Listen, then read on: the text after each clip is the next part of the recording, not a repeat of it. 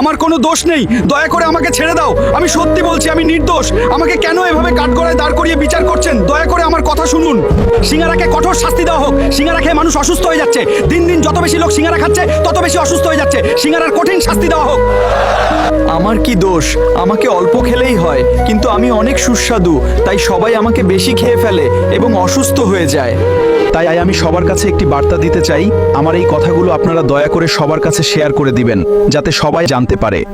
তোমরা বেশি সিঙ্গারা খেও না, বেশি খেলে অসুস্থ হয়ে যাবে। সুস্বাদু যতই হোক, যে কোনো জিনিস বেশি খাওয়া ভালো না। মনে রাখবেন, যে কোনো কিছুই অতিরিক্ত মাত্রায় গ্রহণ করা স্বাস্থ্যের জন্য ক্ষতিকর। আমাদের মনে রাখা উচিত যে পরিমিত আহারই জীবনের মূল ভিত্তি। আমার কোনো দোষ নেই, দয়া করে আমাকে ছেড়ে দাও। আমি সত্যি বলছি, আমি নির্দোষ। আমাকে কেন এভাবে কাঠগড়ায় দাঁড় করিয়ে বিচার করছেন? দয়া করে আমার কথা শুনুন। সিঙ্গারাকে কঠোর শাস্তি দেওয়া হোক। সিঙ্গারা খেয়ে মানুষ অসুস্থ হয়ে যাচ্ছে। দিন দিন যত বেশি লোক সিঙ্গারা খাচ্ছে তত বেশি অসুস্থ হয়ে যাচ্ছে। সিঙ্গারার কঠিন শাস্তি দেওয়া হোক। আমার কি দোষ? আমাকে অল্প খেলেই হয়, কিন্তু আমি অনেক সুস্বাদু, তাই সবাই আমাকে বেশি খেয়ে ফেলে এবং অসুস্থ হয়ে যায়। তাই আমি সবার কাছে একটি বার্তা দিতে চাই। আমার এই কথাগুলো আপনারা দয়া করে সবার কাছে শেয়ার করে দিবেন, যাতে সবাই জানতে পারে।